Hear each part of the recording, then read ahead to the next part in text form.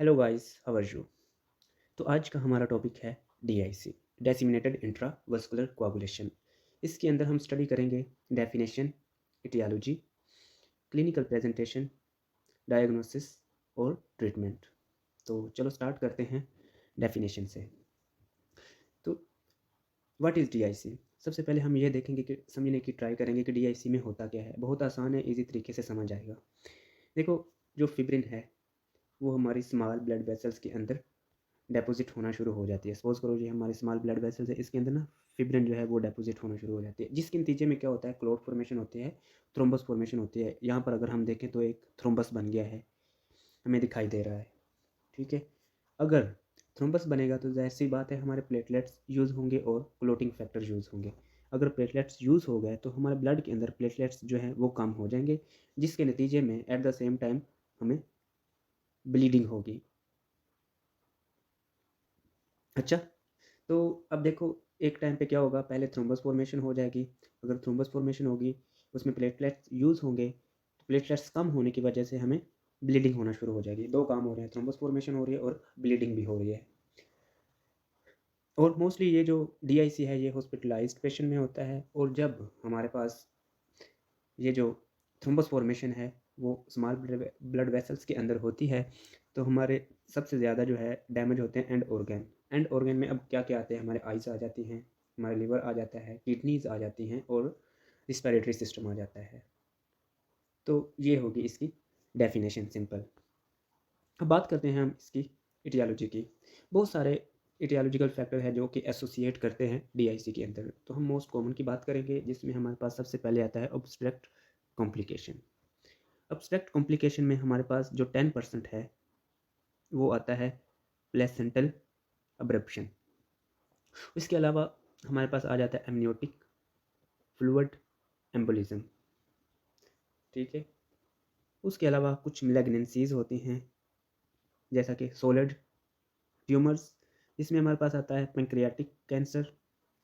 और हमारे पास आती है एक्यूट प्रोमाइलोसाइटिक ल्यूकीमिया, इसको हम M3 भी कहते हैं। ये ल्यूकीमिया की एक किस्म है।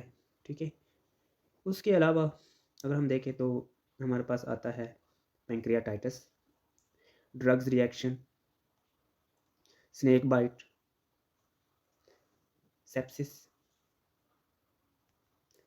इसके अलावा ट्रांसप्लांट रिजेक्शन की वजह से हो जाती है डीआईसी।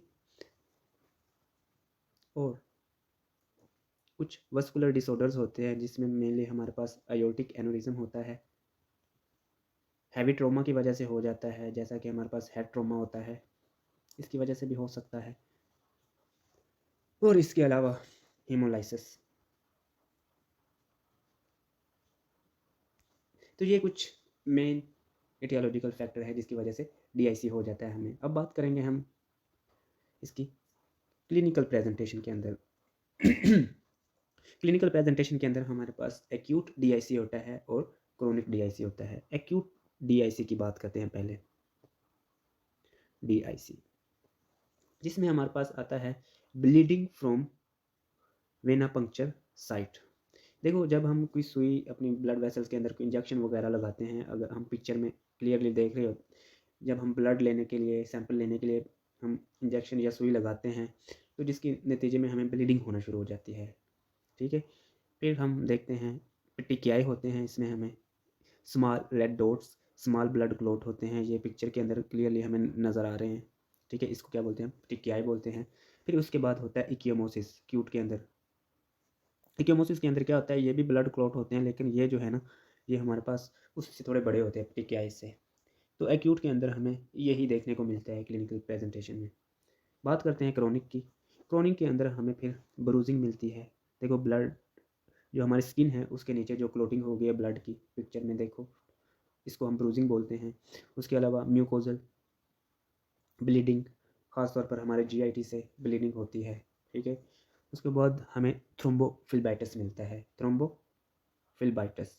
अब थ्रोम्बोफिलबाइटिस क्या है कि हमारे सुपरफिशियल वेन जो हैं उसके अंदर क्लोट फॉर्मेशन हो जाती है, जिसकी वजह से क्या होता है कि हमें जो है ब्लड जो है उस स्टेसिस हो जाती है, फिर हमें उसके नतीजे में थ्रोम्बोफिलबाइटिस मिलता है। ये अगर हम पिक्चर में देखें तो ये हमारी सुपरफिशियल वेन्स के अंदर ब्लॉकेज हो जाती है। अब बात करते हैं हम कुछ जो हैं हमारे जो रिस्पायरेटरी डिसफंक्शन हो जाता है और क्रोनिक के अंदर हेपेटिक डिसफंक्शन हो जाता है। इसके अलावा रेनल डिसफंक्शन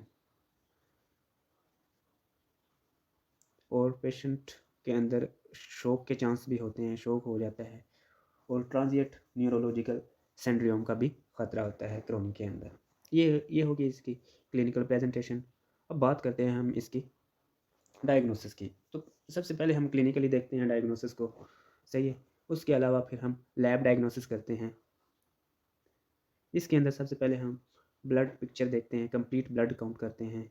इसके अंदर हमने पहले पढ़ा है कि इसमें प्लेटलेट जो है ब्लड के अंदर कम हो जाते हैं, तो ज़ाहिर सी बात है प्लेटलेट जो है वो डिक्रीज़ हो जाएंगे। उसके अलावा जो हमारे पास फिब्रिन है, मैंने बोला था फिब्रिन की डेपोजिशन होती है स्मॉल ब्लड वेसल्स के अंदर, तो फिब्रिन जो है उसकी अमाउंट इंक्रीज़ हो जाएगी, सही है। लेकिन at the same time fibrinogen वो क्या होगी, डिक्रीज़ होगी, क्योंकि जो फिब्रिनोजिन है वो कन्वर्ट हो रही होती है फिब्रिन में, इनएक्टिव फॉर्म होती है ये फिब्रिन की, तो इस वजह से ये जो है कम हो जाएगी। उसके अलावा अगर हम प्रोथ्रोम्बिन टाइम देखें, ये इंक्रीज़ होगा डीआईसी के अंदर। पार्शियल थ्रोम्बोप्लास्टिन टाइम भी इंक्रीज़ हो जाएगा, इट्स मीन दोनों इंक्रीज़ हो रहे हैं ये, ठीक है, इनमें दोनों इंक्रीज़ होंगे डीआईसी के अंदर। जो एक्सट्रिंसिक पाथवे है उसके अंदर पीटी इंक्रीज़ होता है, जो इंट्रिंसिक पाथवे है उसके अंदर पीटीटी इंक्रीज़ होता है। तो ये मिक्स्ड डिसऑर्डर है, इसमें दोनों इंक्रीज़ हो जाएंगे। उसके अलावा एक और चीज़ इंक्रीज़ होती है जिसे हम क्या बोलते हैं, डी डाइमर्स। अच्छा, डी डाइमर्स क्या होते हैं? डी डाइमर्स एक्चुअल में जब फिब्रिन की ब्रेकडाउन होती है ना, तो उसके नतीजे में कुछ प्रोडक्ट्स बनते हैं, उनका ही ये पार्ट्स होते हैं डी डाइमर्स। तो ज़ाहिर सी बात है अगर फिब्रिन की डेपोजिशन हो रही है तो ज़ाहिर सी बात है उसकी ब्रेकडाउन भी होगी, प्लाज्मिनोजिन जो है वो एक्टिवेट होगी प्लाज्मिन में, और वो क्या करेगी, फिब्रिनोलिटिक पाथवे एक्टिवेट कर देगी, और उसके नतीजे में क्या होगा, फिब्रिन की ब्रेकडाउन होगी और फिर हमारे पास डी डाइमर इंक्रीज़ हो जाएंगे। उसके अलावा फैक्टर 8 जो है वो डिक्रीज़ हो जाता है इसमें। ये जो मेनली हेड हम ब्लड फिल्म के अंदर ब्लड पिक्चर के अंदर देखते हैं, कंप्लीट ब्लड काउंट के अंदर ये चीज़ें हम देख लेते हैं। अच्छा, उसके अलावा जब हम ट्रीटमेंट की बात करते हैं तो ट्रीटमेंट में सबसे पहले हम क्या करते हैं, अंडरलाइंग कॉज को ट्रीट करना है हमने। क्या क्या हो सकते हैं, जैसे हमने इटियोलॉजी में पढ़ा, सेप्सिस हैं, मैलिग्नेंसीज हैं, ऑब्स्ट्रक्ट कॉम्प्लिकेशन है, स्नेक बाइट है, ड्रग रिएक्शन है, एक्यूट रिस्पिरेटरी डिस्ट्रेस सिंड्रोम, इनको हम ट्रीट कर लेंगे तो हमारा डीआईसी जो है वो ऑटोमेटिकली ट्रीट हो जाएगा। इसके साथ साथ हम क्या करेंगे, सपोर्टिव ट्रीटमेंट भी देंगे, जिसमें हम क्या करेंगे, ट्रांसफ्यूज़ करेंगे,